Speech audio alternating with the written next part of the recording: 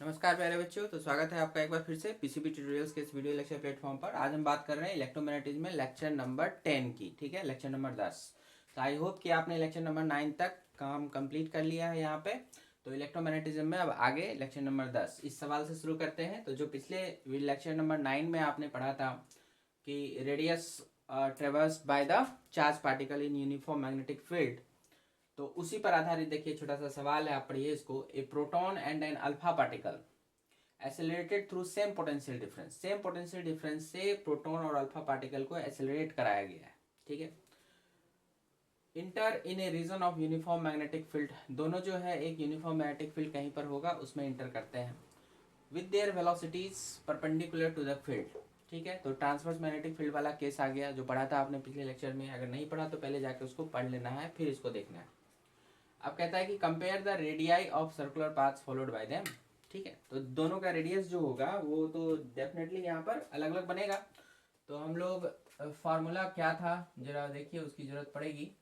तो जैसे अगर इन जनरल हम बात करें, एक बार फिर से मैं रिपीट कर देता हूँ। आर इक्वल टू हम लोगों के पास था M V upon Q B, यही था।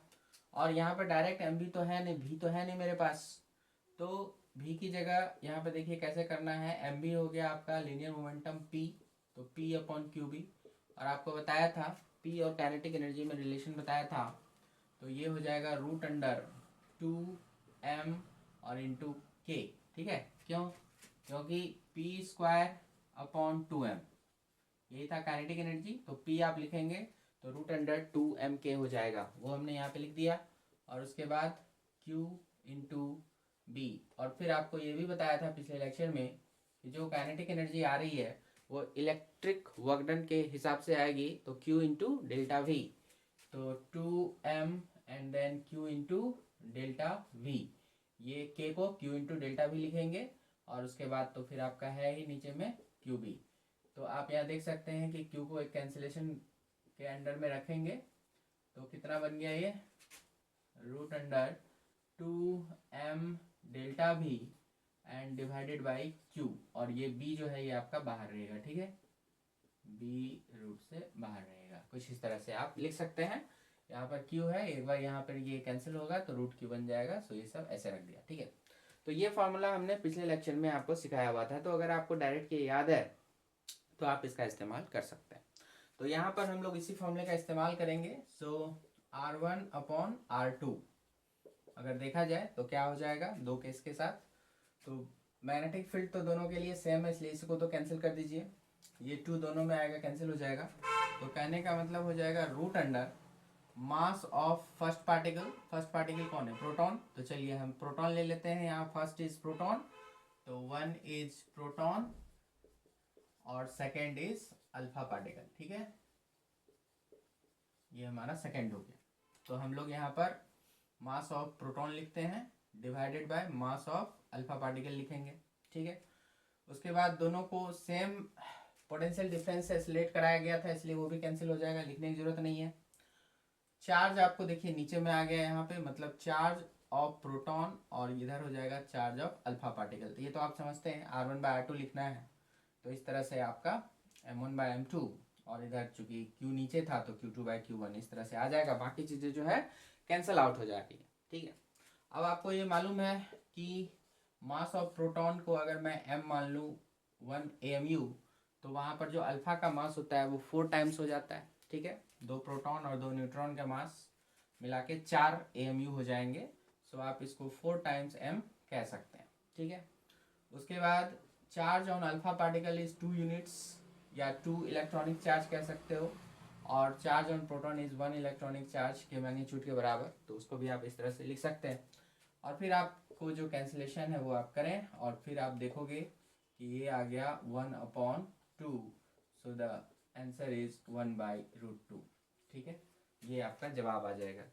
सो रेशियो जो आएगा radii of circular paths followed by them are P by R alpha, तो वो हो जाएगा 1 अपॉन रूट 2।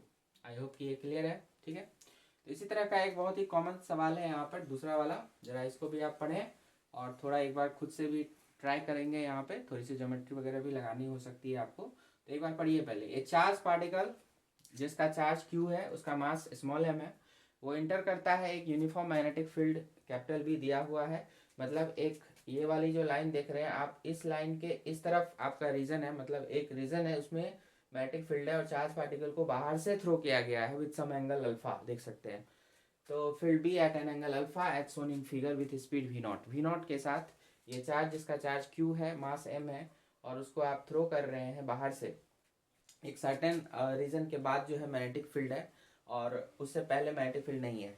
तो यहाँ से आपने सीधा थ्रो किया, सीधा जाएगा, और फिर यहाँ पर मैग्नेटिक फील्ड मिला जो क्रॉस नेचर का है, और आपने इसी प्लेन में थ्रो किया हुआ है, तो ऑफकोर्स ये एक सर्कुलर पाथ को ट्रेवल करेगा, तो एक आर्क बनाते हुए ऐसे जाएगा और फिर ये निकल आएगा इस तरह से, ठीक है। तो यहाँ पर आपको अब क्या फाइंड करना है, सो देखिए, the angle beta eight which it leaves the magnetic field. तो अल्फा से एंट्री किया था, बीटा से निकला, तो बीटा को इन टर्म्स ऑफ अल्फा बताना है। Time spent by the particle in magnetic field, कितनी देर तक वो रहा उस मैग्नेटिक फील्ड में, वो बताना है। और डिस्टेंस ए सी क्या है वो भी बताना है, कि ए से सी तक की ये जो दूरी है उसको भी बताना है। तो यहाँ पर आप एक बार सेल्फ अटेम्प्ट लें और फिर हम लोग इस पर आगे का काम करेंगे। हिंट के लिए मैं ये कर सकता हूँ आपके लिए, देखिए जाहिर सी बात है ये सर्किल का एक पार्ट है, तो यहाँ पे एक सेंटर होगा, और सेंटर जो होगा वो यहाँ पर आप जैसे इसको मिलाएंगे 90 डिग्री इधर से भी और सिमेट्रिकली इधर से भी, है ना। तो ये मान लीजिए कहीं पर आपका ये सेंटर हो गया, सेंटर ऑफ द सर्किल, और ये जो हो गया ये क्या हो गया, रेडियस हो गया। यहाँ से इसको मिलाया, ये सब भी रेडियस ही है, यहाँ से यहाँ तक, यहाँ से यहाँ तक, ठीक है। अभी देखो ये कहता है अल्फा है, और ये हो गया 90 डिग्री, ओके, और ये एक स्ट्रेट लाइन ऐसे गई हुई है, तो ये अल्फा, ये 90, तो ये क्या हो जाएगा, 90 माइनस अल्फा हो जाएगा, 90 माइनस अल्फा हो जाएगा, तो ये क्या बन जाएगा, अल्फा बन जाएगा। क्लियर है। और उसी तरह से आप देखो इधर भी, क्योंकि आपने यहाँ पर ये 90 डिग्री डालते हुए यहाँ पे खींचा, क्योंकि यहाँ पर ये जो होगा ये टेंजेंट की तरह काम करेगा, तो इस पर 90 डिग्री ये नॉर्मल मतलब सेंटर से पास करेगा। तो यहाँ पर ये बीटा है, ये 90 है, तो ये क्या होगा फिर से 90 माइनस बीटा, तो ये वाला क्या बन जाएगा आपका, बीटा बन जाएगा, ठीक है। तो इतना सा मैंने हेल्प कर दिया। अब इसके मदद से आप चाहें तो बाकी सारा चीज़ आराम से कैलकुलेट कर सकते हैं। तो आप एक बार ट्राई करें वीडियो को पॉज करते हुए, फिर हम सॉल्व करते हैं। तो आई होप कि आपने कंप्लीट किया होगा बच्चों। तो देखिए पहला वाला तो बहुत आसान है, यहाँ पर इतना जो मैंने ड्रॉ कर दिया इसी से आपको हो जाएगा। आप देख सकते हैं कि यहाँ पर ये वाली लेंथ दोनों रेडियस है ना, आइसोसेलेस ट्रायंगल बन चुका है। तो यहाँ पर ये वाले ट्रायंगल में आप देखो ओ ए और सी, इन ट्रायंगल ओ ए सी में आप देखो गौर से, हम यहाँ लिखते हैं इन ट्रायंगल ओ ए सी, क्या दिख रहा है कि जब ये दोनों आपके साइड इक्वल हैं तो फिर यहाँ पर के क्या होंगे, ये दोनों बेस पर के एंगल्स भी आपस में इक्वल हो जाएंगे। आइसोसेलेस ट्रायंगल का ये रूल होता है, बेस पर के जो भी एंगल्स बनते हैं वो इक्वल बनते हैं।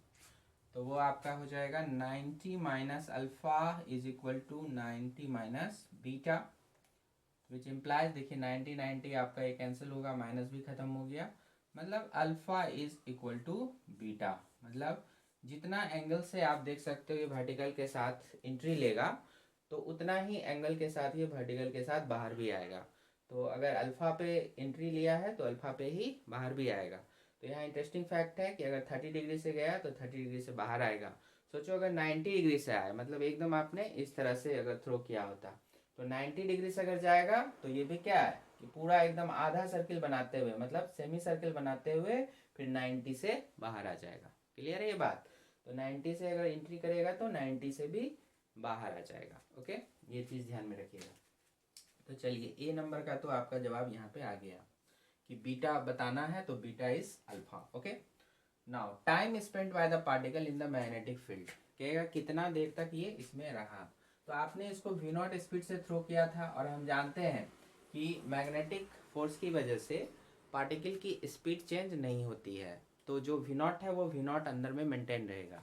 अब सवाल उठता है कि यहाँ पर जो आपका ये आर्क लेंथ कवर किया है, मान के चलिए मैं इसको एक बी नाम दे देता हूँ इस पोजीशन को।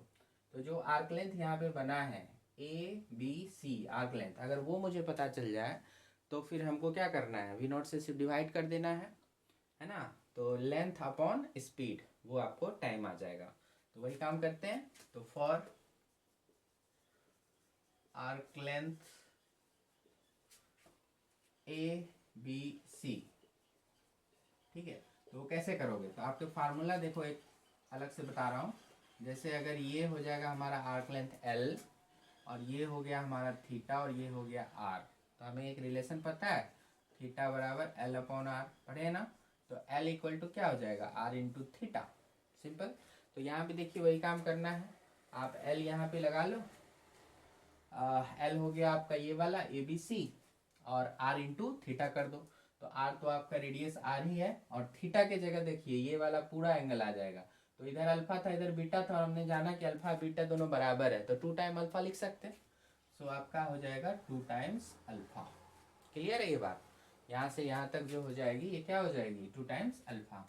तो आर्क लेंथ तो आ गया, और आर की वैल्यू आपको पता है, आर की वैल्यू आपको देना है एम भी, भी हमारा क्या था, वी नॉट। तो M V upon Q B, और इंटू 2 अल्फा, हो गया। ये सारे इंफॉर्मेशन दिए हुए थे कि मास था, क्यू चार्ज था, है ना, बी फील्ड में आपने इसको थ्रो किया वी नॉट स्पीड के साथ, सारा चीज़ दिया हुआ है, और विथ सम एंगल अल्फा, वो सब भी आपको दिया हुआ था। चलिए यहाँ पर है अल्फा, तो चलिए, तो हो गया ये चीज़ है। अब इसीलिए आपको टी चाहिए, टाइम कितनी देर तक वो स्पेंड किया अंदर में। तो आपका जो भी लेंथ निकला हुआ है आर्क लेंथ, उसमें डिवाइड कर देना है किससे, वी नॉट से। तो ये वी नॉट डिवाइड कर देंगे, वी नॉट खत्म हो जाएगा, तो time M in by Q B into 2 alpha, ठीक है। ये आपका आंसर हो जाएगा, ये सेकंड वाले का बी नंबर का आंसर हो जाएगा। क्लियर। चलो लास्ट, द डिस्टेंस ए सी, तो ये तो बहुत आसान होगा, ए से सी तक का डिस्टेंस। देखिए ये आर है आपका, और ये आपने बीटा कहो अल्फा करो, ये तो बराबर ही हो गया। तो सामने की जो ये डिस्टेंस है अल्फा, अगर मैं इसको कह रहा हूँ तो आर साइन अल्फा, सामने वाला, तो ये भी अल्फा है, आर से R sine alpha, so 2 R sine alpha. So आपका सी नंबर में जो ए से सी तक की डिस्टेंस जाएगी, straight line distance, that is 2 R sine alpha. Clear. और 2 आर साइन अल्फा, और आर की वैल्यू आपको पता है M V upon Q B, और इंटू साइन अल्फा। ये आपका तीसरा का आंसर हो जाएगा आराम से, ठीक है। तो इस तरह के सवाल भी आपको रहते हैं, एम्स में भी पूछे गए हुए हैं, नीट में भी अक्सर पूछता रहता है। तो ये थोड़ा सा आप बढ़िया से देख लो, समझ लो, है ना। चलो अब हम आगे बढ़ते हैं केस नंबर 3 की तरफ, जिसमें हमें कहा गया था कि अब जो एंगल हम लोग लेंगे चार्ज पार्टिकल की वेलोसिटी का, और जो मैग्नेटिक फील्ड होगा, ये ना तो 0 होगा, ना तो 180, ना तो 90, ठीक है। अदर देन दैट कुछ भी हो सकता है। तो उस केस में जो हेलिकल पाथ आता है उसके बारे में डिस्कशन करते हैं। तो आइए बच्चों, केस 3 पर बात करेंगे। When the charge particle is moving at an angle to the field other than 0, 90 और A180, तो ना तो पैरेलल होगा, ना तो एंटी पैरेलल होगा, और ना ही परपेंडिकुलर वाला कंडीशन होगा। तो किसी भी अदर एंगल से जा सकता है। जैसे हम लोग यहाँ फिगर दिखा रहे हैं, देखिए यहाँ पे रेड कलर में मैग्नेटिक फील्ड का डायरेक्शन दिखाया गया है, ठीक है। और आपका जो चार्ज पार्टिकल है, मान लीजिए पॉजिटिव चार्ज पार्टिकल है, और वो जो है v स्पीड के साथ किसी थीटा एंगल, देखिए ये हॉरिजॉन्टल के साथ थीटा एंगल बनाते हुए इस तरह से थ्रो किया जा रहा है, ओके। तो फिर क्या होगा, यहाँ पर इसका पाथ है एज यूजुअल, हमें पता है कि इसका पाथ यहाँ पर एक हेलिकल पाथ हो जाएगा, इस तरह से हेलिक्स हो जाएगा। क्योंकि इसमें क्या होगा, हेलिकल पाथ में क्या होता है कि 2 तरह के मोशन शामिल होते हैं, एक तो स्ट्रेट लाइन भी आगे भी बढ़ना होता है, और सर्कल में भी घूमना होता है। तो ऐसा क्यों होता है कि ये आगे भी बढ़ रहा है, स्ट्रेट लाइन में भी चल रहा है, और सर्किल में भी चल रहा है, तो इसका रीजन यहाँ पर है। इन this case velocity can be resolve in 2 components. जो भी वेलोसिटी आप यहाँ पे देख रहे हैं, velocity is a vector quantity, तो इसको हम लोग 2 कंपोनेंट में तोड़ सकते हैं। एक यहाँ पे भी पैरेलल हो जाएगा, that is parallel to magnetic field, और दूसरा हो जाएगा V perpendicular, that is perpendicular to magnetic field.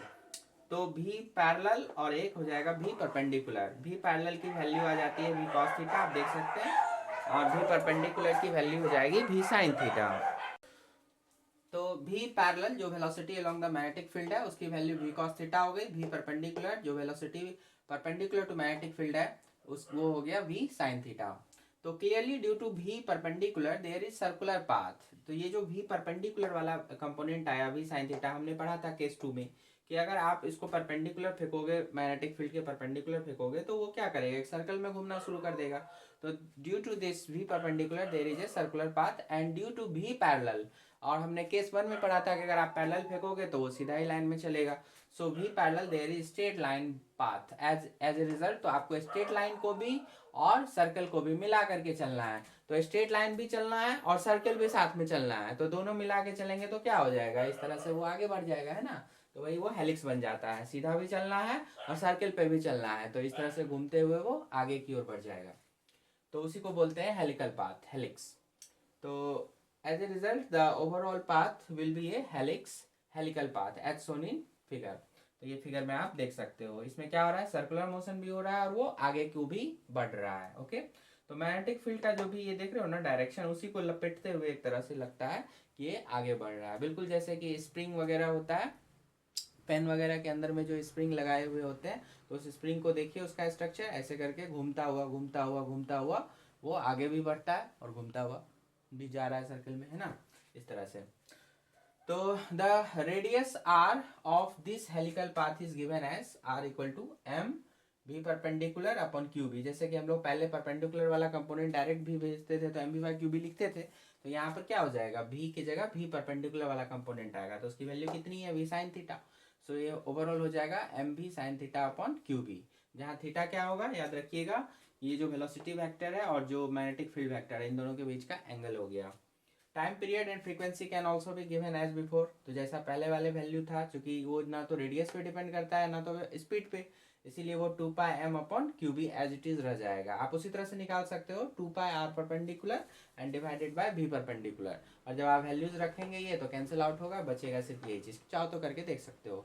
तो टी आपका वही value 2 pi M upon Q B, और फ्रीक्वेंसी भी इसका उलट Q B upon 2 pi M, since this quantity does not depend upon speed और रेडियस, उन सब पर डिपेंड तो करता नहीं है, तो टाइम पीरियड या फ्रीक्वेंसी जो पहले थी वही रहेगी।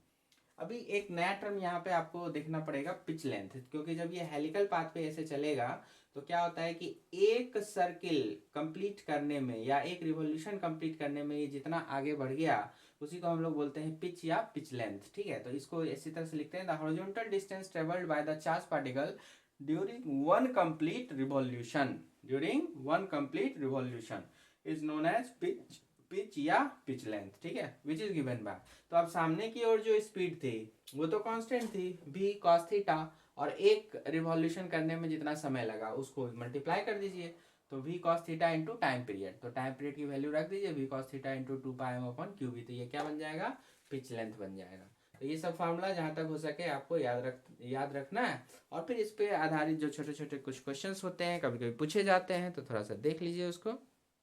तो देखिए बच्चों, स्ट्रेट फॉरवर्ड आपको फार्मूला बेस्ड ही क्वेश्चन होता है, सीधा सीधा वैल्यू पुट करना रहता है, तो उसी पर एक क्वेश्चन देख लेते हैं। A beam of protons with a velocity दिया हुआ है 6 × 10⁵ metre per second enters a uniform magnetic field of 0.4 tesla, magnetic field की वैल्यू भी दी हुई है, at an angle of 37 degree. तो जो वेलोसिटी वेक्टर है वो मैग्नेटिक फील्ड से आपका 37 डिग्री एंगल बना रहा है to the magnetic field. Find the radius of the helical path taken by proton beam. तो अब आप समझ रहे हैं कि ऐसे केस में वो हेलिकल पाथ को फॉलो करता है, उसका रेडियस बताना है, और also find the pitch of the helix, तो आर और पी निकालना है। तो आप देख सकते हैं सीधा सीधा आपको वी दिया हुआ है, बी दिया हुआ है, थीटा एंगल दे दिया है 37 डिग्री, तो आपको मान लो कि साइन 37 एंड कॉस 37 की जरूरत पड़ती है, तो उसके लिए आपको ये वाला ट्रायंगल आपको अप्लाइड मैथ में पढ़ाया हुआ है, तो उसमें आप देख सकते हैं कि अगर 37 होता है तो सामने वाला इधर का 3x, इधर 4x, इधर 5x, इस तरह से आपका चला आता है। तो साइन 37 अगर आप देखेंगे तो 3x अपॉन 5x मतलब 3/5, cos 37 4/5, आप समझ सकते हैं। तो ये सब चीज़ों को आप यहाँ पे यूज़ करेंगे। मास ऑफ द प्रोटॉन आपको याद रखना चाहिए 1 AMU होता है, 1.66, कभी कभी 67 भी लोग कहते हैं, इंटू 10⁻⁻27 kg। ओके, तो ये सब, और -24 कीजिएगा तो वो ग्राम हो जाता है, तो -27 kg, ये थोड़ा याद रखना चाहिए आपको, बार बार यूज़ होता रहता है जहाँ तहाँ, तो वो क्वेश्चन में कभी कभी नहीं देगा बट आपको यूज़ करना होता है। ठीक है, तो mass of the proton 1.66 into 10⁻⁻27 kg आप यूज कर सकते हैं। तो आर इक्वल टू, जैसा आपने देखा कि रेडियस ऑफ द हेलिक्स इस केस में M V perpendicular upon Q B, तो मास पुट कर दीजिए भी परपेंडिकुलर मतलब वी साइन थीटा, वो वाला आप पुट करेंगे और सारी वैल्यूज को आप रखेंगे और सॉल्व करेंगे, तो आपको ये आएगा। अगर ऑप्शन होता तो हम लोग अप्रोक्सीमेशन करते हुए ऑप्शन ले आते, अदरवाइज आपको अगर अपने से कर सकते हैं, उसको करके घर पे आराम से चेक कर सकते हैं, ठीक है। और उसी तरह से है पिच लेंथ के बारे में। पिच लेंथ भी वही है, V cos theta into T का बात बताया। वी कॉस थीटा और टी आपका 2πm/क्यू और सारी वैल्यूज हमको मौजूद है, आप फिर से पुट करेंगे और आपको ये आंसर वहाँ पर आ जाता है, ठीक है। तो बिल्कुल स्ट्रेट फॉरवर्ड आपको putting the formula getting the result वाला सिचुएशन है, तो ये आप कर सकते हैं, नॉट ए बिग डील। तो चलिए अब आगे बढ़ते हैं। तो आइए बच्चों, अब आगे की बात करेंगे हम लोग, motion of A charge particle in combined electric and magnetic fields. तो अब जो चार्ज पार्टिकल है हमारा, वो जो मोशन करेगा, तो वो जिस रीजन में मोशन करेगा वहां पे पहले से इलेक्ट्रिक फील्ड भी मौजूद होगा as well as magnetic field भी मौजूद होगा, दोनों फील्ड अब वहां पे प्रेजेंट होंगे। अब क्योंकि वो चार्ज पार्टिकल है, तो चार्ज पार्टिकल अगर इलेक्ट्रिक फील्ड में जाएगा तो ऑफकोर्स उस पर एक इलेक्ट्रिक फोर्स तो लगेगा ही, जिसकी वैल्यू क्या होती है, F=Q×E होती है। और अभी अभी हमने पढ़ा कि चार्ज पार्टिकल अगर मोशन में है और वो मैग्नेटिक फील्ड में भी जा रहा है, तो वहां भी उसको एक मैग्नेटिक फोर्स लगेगा, जिसकी वैल्यू Q×V×B होती है। तो अगर ऐसे रीजन जहां दोनों फील्ड्स मौजूद हैं, तो फिर ओवरऑल दोनों तरह के फोर्स उस पार्टिकल पर काम करेंगे। और उन्हीं दोनों को अगर हम एक साथ देखें तो उसका एक नाम होता है लॉरेंज फोर्स, क्योंकि लॉरेंज साइंटिस्ट का नाम है तो उसी के नाम पर दिया गया। सो F=Fe+Fm। तो इसमें थोड़ा सा लिख लेना है कि when any charge particle moves in a region where both the electric as well as magnetic fields are present, then the charge particle experiences electric as well as magnetic forces both simultaneously। एक साथ दोनों forces पर काम करेगा, and the combined force is known as Lorentz force. तो कभी कभी आपको बोर्ड में 1 नंबर के लिए आ जाता है व्हाट इज लॉरेंज फोर्स, उसको बताइए, तो आपको ये स्टेटमेंट वहां पर देना पड़ता है, ठीक है। तो अब हम जानते हैं कि Fe जो होगा वो Q×E के हिसाब से चलेगा, Fm जो होगा वो Q×V×B के हिसाब से चलेगा। आप जानते हैं इनके बारे में, E हो गया इलेक्ट्रिक फील्ड, V हो गई velocity of the charge particle and B is the external magnetic field, और Q हो गया चार्ज ऑन द पार्टिकल, ठीक है। तो ये सब हो गया, तो इनको आप यहाँ पर पुट कर सकते हैं। सो Fl बिकम्स QE+Q×V×B। आप चाहें तो Q को कॉमन कर सकते हैं चार्ज को, फिर आपका इलेक्ट्रिक फील्ड प्लस V×B, इस तरह से आपका चला आएगा। तो ये आपका लॉरेंज फोर्स इस तरह से लिखा जा सकता है। तो अब इसी में क्या है कि कुछ डिफरेंट केसेस देख सकते हैं। तो मेनली इन जनरल अगर नीट के सिलेबस को ध्यान में रखें या 12th के सिलेबस को, आपके बोर्ड के सिलेबस को ध्यान में रखें, तो दो ही मेन कंडीशन होते हैं यहाँ पे आपको पढ़ना। एक तो हो जाता है कि अगर इलेक्ट्रिक फील्ड, वेलोसिटी वेक्टर और बी वेक्टर अगर सभी एक ही कॉलिनियर हो जाए, मतलब कि पैरेलल हो जाए, एक ही लाइन के अलोंग हो जाए, तो फिर उस केस में क्या होगा। और दूसरा हो जाता है कि तीनों एक दूसरे के म्यूचुअली परपेंडिकुलर केस हो जाए, तो क्या हो जाएगा, ठीक है। तो आइए जरा उनको देखा जाए। चलिए बच्चों, तो केसेस की स्टडी करते हैं। तो केस 1 में when velocity, electric field and magnetic field are collinear, जिसको आप पैरेलल भी समझ सकते हैं। तो जब चार्ज पार्टिकल जो भी है उसकी वेलोसिटी का डायरेक्शन, जो इलेक्ट्रिक फील्ड दिया हुआ रहेगा वो वाला, और जो मैग्नेटिक फील्ड दिया हुआ रहेगा, तीनों क्या हो, एक ही डायरेक्शन में हो, तीनों पैरेलल हो। तो इस केस में क्या होता है, आप एक बात तो अभी पढ़ते आ रहे हैं कि वेलोसिटी और ये देखिए मैग्नेटिक फील्ड, अगर ये दोनों पैरेलल या एंटी पैरेलल हो जाते हैं तो फिर मैग्नेटिक फोर्स तो काम नहीं करता, V×B की वैल्यू हो जाती है 0। तो यहाँ पर मैग्नेटिक फोर्स नहीं लगेगा इस चार्ज पार्टिकल पर, तो क्या लगेगा, सिर्फ इलेक्ट्रिक फोर्स लगेगा। इलेक्ट्रिक फील्ड तो किसी भी डायरेक्शन में यहाँ दोगे तो भी इस पर इलेक्ट्रिक फोर्स तो लगेगा। तो जिस डायरेक्शन में आपने दिया है ये चार्ज पार्टिकल पॉजिटिव है, इसलिए उसी डायरेक्शन में इलेक्ट्रिक फोर्स लग जाएगा। तो क्लियरली जो सिचुएशन यहाँ पे दिया हुआ है, इस केस में आपका Fm 0 होगा, लेकिन Fe जो होगा वो Q×E के बराबर लगेगा। इसका मतलब हुआ कि इस पार्टिकल में एक एसिलेशन आ जाएगा इस केस में, और उस एसिलेशन की वैल्यू हम निकाल सकते हैं Fe/m करके। Fe हो गया QE, QE/m, ये आपका एक एसिलेशन हो जाएगा। और एसिलेशन हो जाएगा तो इसकी वेलोसिटी जो होगी वो बढ़ती चली जाएगी। हालांकि इसका डायरेक्शन चेंज नहीं होगा, लेकिन वेलोसिटी का मैग्नीट्यूड दैट इज स्पीड, वो सब बढ़ती जाएगी। So kinetic energy, linear momentum, ये सारी चीजें क्या होगी, बढ़ती जाएगी। तो हम लोग यहाँ पे लिख सकते हैं हैंस इन दिस केस, जो फिगर दिखाया गया उस तरह से, तो इन this case the particle will move on straight line, मतलब कोई डेविएशन नहीं होगा इसके डायरेक्शन में, सीधा है तो सीधा ही चलेगा, लेकिन सम एक्सेलरेशन के साथ चलेगा, with some acceleration, as a result of which the speed, velocity, linear momentum and kinetic energy of the charge particle will change. जो भी होगा यहाँ पर वो सब में चेंजिंग आ जाएगी, ठीक है। मतलब कांस्टेंट वेलोसिटी से मूव नहीं कर सकता, स्ट्रेट लाइन पाथ पर जरूर चलेगा, कोई डेविएशन नहीं होगा, लेकिन फिर भी इसकी वेलोसिटी और speed, kinetic energy, linear momentum, ये सब जो है इस सिचुएशन के अकॉर्डिंग बढ़ता रहेगा, ठीक है। अगर यहाँ पे निगेटिव चार्ज कर देते तो फिर वो घटता जाता, क्योंकि अभी भी अगर आप निगेटिव करते तो एफ ही जो होगा वो पीछे की तरफ लगना शुरू हो जाएगा, तो वो इस भी को कम करना शुरू कर देगा, तो सारी चीज़ों की वैल्यू कम हो जाती, लेकिन और एक्सेलरेशन की जगह रिटार्डेशन हो जाता। तो डिपेंडिंग अपॉन सिचुएशंस तो चेंज तो होना ही होना है ना। तो ये kinetic energy, momentum, speed, velocity, ये सारी चीज़ें चेंज हो जाएगी। चलिए केस टू काफ़ी इंपॉर्टेंट होता है, यहाँ से कई बार क्वेश्चन पूछा है, ध्यान दीजिएगा। इस केस में क्या पढ़ना होता है कि velocity vector, electric field vector और मैग्नेटिक फील्ड वेक्टर, ये तीनों के तीनों जो होने चाहिए म्यूचुअली परपेंडिकुलर होने चाहिए, mutually perpendicular to each other, ठीक है। और वो इस तरह से काम करने होंगे, वहां पर वैल्यूज ऐसे एडजस्ट होनी चाहिए कि F L equal to zero, मतलब नेट फोर्स जो हो, लॉरेंज फोर्स, वो होना चाहिए जीरो, ठीक है। तो फिर क्या यहाँ पर आप मैथमेटिकल रिलेशन निकालेंगे, ओके मतलब V E B are mutually perpendicular and such that जो वैल्यू होगी वी ई बी की वो इस तरह से एडजस्ट होगा कि यहाँ पे एफ एल हो जाएगा जीरो। तो इस केस में देखिए, तो हम लोगों ने यहाँ पर अपनी सुविधा के लिए मान लिया, जैसे इधर हो गया एक्स एक्सिस जिसके अलोंग हम वेलोसिटी देंगे चार्ज पार्टिकल को, ऊपर की तरफ वाई एक्सिस, और फिर इस तरफ हो गया आपका जेड एक्सिस। तो इसको हम लोग यहाँ पर ऐसे समझ सकते हैं, ये वाला हो गया आपको चार्ज पार्टिकल, देखते हैं आप क्यू चार्ज है, पॉजिटिव चार्ज है, उसको हमने वेलोसिटी दे रखा उस तरफ, तो वेलोसिटी हो गया, है ना। और उसके बाद इलेक्ट्रिक फील्ड यहाँ पे इस रीजन में मौजूद है, इस सारे रीजन में इलेक्ट्रिक फील्ड मौजूद है जो ऊपर की तरफ अपवर्ड डायरेक्शन में, तो ये हो गया हमारा इलेक्ट्रिक फील्ड इस तरह से, ठीक है। तो इलेक्ट्रिक फील्ड हो गया, और जो मैग्नेटिक फील्ड है वो हमारा ऐसा कुछ हो गया इस तरह से, इसके परपेंडिकुलर, तो तीनों हो गए म्यूचुअली परपेंडिकुलर, भी बी भी ई, भी हो गया, ई हो गया और डी हो गया, भी बी ई, ठीक है। ये एक्स डायरेक्शन में, ये वाई डायरेक्शन में इलेक्ट्रिक फील्ड, और ये जेड डायरेक्शन में हो गया मैग्नेटिक फील्ड। तो यही सीन हम लोग यहाँ पे दिखा रहे हैं। तो एक पॉजिटिव चार्ज पार्टिकल को थ्रो किया गया, तो no problem, positive charge particle है, जिधर भी इलेक्ट्रिक फील्ड आपका लगेगा उधर ही आपका क्यू इंटू ई इलेक्ट्रिक फोर्स भी लगेगा, मतलब ऊपर की तरफ है तो ऊपर की तरफ लग गया। अब हम बात करते हैं कि मैग्नेटिक फोर्स किधर लगेगा इस पर, है ना। क्योंकि मैग्नेटिक फील्ड आपका देखिए इस तरफ है, तो मैग्नेटिक फील्ड अगर इस तरफ है और आपने वेलोसिटी दे रखा है उस तरफ एक्स की तरफ, और मैग्नेटिक फील्ड है जेड की तरफ, तो हम लोग करना क्या है, मैग्नेटिक फोर्स के डायरेक्शन के लिए भी क्रॉस बी, भी से बी की तरफ स्क्रू को घुमाएंगे, है ना, या फिर अपने हाथ को भी आप कर्ल कर सकते हैं, ठीक है, भी से बी की तरफ। तो क्या बता रहा है, नीचे की तरफ, या भी से बी की तरफ स्क्रू को घुमाइए, एडवांसमेंट देखिए नीचे ही जाएगा, तो इसका मतलब क्या होगा कि नीचे की तरफ आपका एफ एम काम करेगा यहाँ पे।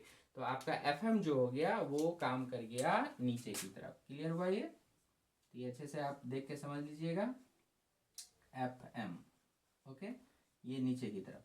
अच्छा ये एफ एम की वैल्यू क्या होगी, क्यू भी बी, ठीक है, पढ़े थे हम लोग, क्यू भी क्रॉस बी, बी और बी के बीच में 90 डिग्री है, इसलिए क्यू भी हो जाएगी। अब हमने कहा सिचुएशन के अकॉर्डिंग कि एफ एल इज जीरो, मतलब net Lorentz force is zero. इसका मतलब ये तभी हो सकता है कि जब क्यू ई और क्यू भी बी मैग्नीट्यूड में आपस में बराबर हो। तो मैथमेटिकली हम लोग यहाँ पर आगे ऐड करेंगे, क्यू ई जो होना चाहिए वो क्यू भी बी के बराबर होना चाहिए, ठीक है। और उससे क्या होगा, चार्ज आपका कैंसिल हो जाएगा। तो रिक्वायर्ड कंडीशन क्या हो गया कि जो वेलोसिटी हमें प्राप्त होगी वो होगी ई अपॉन बी, ठीक है। या फिर जो भी वेलोसिटी हमें यहाँ पर चार्ज पार्टिकल को प्रोवाइड करानी है वो इलेक्ट्रिक फील्ड की वैल्यू और मैग्नेटिक फील्ड का जो वैल्यू होगा उनका जो रेशियो आएगा उसके बराबर चार्ज पार्टिकल को वेलोसिटी आ जाएगी। और यहाँ एक चीज़ बड़ा इंपॉर्टेंट है, आप देख सकते हैं कि चार्ज का मैग्नीट्यूड चाहे कुछ भी हो, इवन चार्ज का नेचर चाहे कुछ भी हो, यहाँ पे जानते हैं आप अगर माइनस भी रखते तो भी यही बात होती, माइनस रखते तो बस अंतर क्या आता, एफ ही नीचे हो जाता और एफ एम क्या होता, माइनस आने पे वो भी पलटता है तो वो एफ एम ऊपर हो जाता, ठीक है। लेकिन अभी भी आपके जो रिक्वायर्ड इक्वेशन है वी लॉरेंस फोर्स जीरो होने के लिए v must be equal to E upon B, ठीक है। इलेक्ट्रिक फील्ड और मैग्नेटिक फील्ड का जो रेशियो होगा वही इसकी यहाँ पे चार्ज पार्टिकल की वेलोसिटी होगी और वो चेंज नहीं करेगा। तो कहने का मतलब इस केस में भी पार्टिकल जो है वो सीधा चला जाएगा, इसमें कोई डेविएशन नहीं होगा। और अगर इलेक्ट्रिक फील्ड और मैग्नेटिक फील्ड दोनों का रेशियो जितना भी है ना, तो वो जो भी वैल्यू आती है उतनी वैल्यू अगर चार्ज पार्टिकल की है तो चार्ज पार्टिकल क्या होगा, सीधा निकल जाएगा, इसमें कोई भी चेंजिंग नहीं आएगा। तो इस कॉन्सेप्ट का प्रयोग करके हम लोग वेलोसिटी सिलेक्टर, एक डिवाइस है जिसमें चार्ज पार्टिकल को कितना वेलोसिटी हमको रिक्वायर्ड होता है, तो वो हम लोग इस तरह के अरेंजमेंट को लगा करके प्राप्त कर सकते हैं। ठीक है, तो यहाँ तक अच्छे से आप नोट कर लीजिए। तो इसी बात को थोड़ा सा यहाँ पर आप मेंशन कर सकते हैं कि clearly in this case if v equal to E upon B अगर हो जाता है तो charge particle of any magnitude of any nature, या और एनी नेचर किसी भी मैग्नीट्यूड का चार्ज पार्टिकल हो और किसी भी नेचर का हो, प्लस या माइनस डजंट मैटर, वो पास करेगा, will pass undeviated through its path, सीधा अपना चलता रह जाएगा, क्योंकि ऊपर और नीचे का दोनों का फोर्स बैलेंस हो गया और ग्रेविटी हम लोग नेग्लेक्ट किए हुए हैं। ठीक है, इधर ये जरूर ध्यान में रखिएगा, अंडरस्टूड होगा। तो through its path, and this above principle is used in a device known as velocity selector, बोलते हैं उसको velocity selector, to get a charged beam of a specific velocity। मतलब बहुत सारा चार्ज पार्टिकल्स और हम चाहते हैं कि वो सब एक पर्टिकुलर वेलोसिटी के साथ बाहर आए, तो आपको इस तरह के अरेंजमेंट वहाँ पे करने होते हैं। ठीक है, तो ये सारी बातें हो गई। अब इस पर आधारित जैसे एक आध छोटा छोटा प्रॉब्लम है, जरा उसको भी देख लीजिए तो तुरंत। आइए बच्चों, तो देखा जाए इन दो प्रॉब्लम्स को, बहुत ही आसान है। देखिए पहला तो बहुत ही ईजी है। क्या कहता है, charge particle having charge 2 coulomb is thrown with velocity दिया हुआ है, inside a region having electric field दिया हुआ है, मैग्नेटिक फील्ड दिया हुआ है। तो कहता है इनिशियल लॉरेंज फोर्स बताइए। तो एफ एल के बारे में जैसा हम लोग जानते हैं, क्यू कॉमन कर लीजिएगा, तो ई प्लस भी क्रॉस बी, यही पढ़े हैं। तो जो पढ़े हैं उस हिसाब से वैल्यू पुट कर दीजिए। चार्ज हो गया 2, इलेक्ट्रिक फील्ड हो गया 2J, तो जे साथ में रखिए, and then v velocity is 2I plus 3J, और उनके साथ क्रॉस प्रोडक्ट करना है मैग्नेटिक फील्ड जो है 5K का, यही है। तो आपका ये 2 रह गया यहीं पर, और पहले इनके क्रॉस प्रोडक्ट का काम होगा। तो I क्रॉस K, देखिए अगर आप भूल गए हैं वेक्टर वगैरह में ये सब चीज़ पढ़ाई होती है, IJK इस तरह से एंटी क्लॉकवाइज सर्किल बना सकते हैं। फिर I क्रॉस K, तो I K देखिए उल्टा आ रहे हैं तो माइनस जे हो जाएगा। ठीक है, तो I cross K is minus of J, और क्या जरूरत पड़ेगी, J क्रॉस K, तो वो तो सीधा है, आप सर्किल में चल रहे हैं, तो J क्रॉस K ये आपका सीधा सीधा प्लस I हो जाएगा। तो उसको यहाँ पर अप्लाई कर लीजिए, तो 2 5 10 हो गया, और वो माइनस में हो जाएगा, तो माइनस 10J, ठीक, और जे के हो गया आपका वो आई, तो 3 5 15, तो प्लस में 15I, और अब आप इसको फाइनल कर लीजिए, तो ये -8 हो जाएगा, तो 2 into -8J and plus 15I।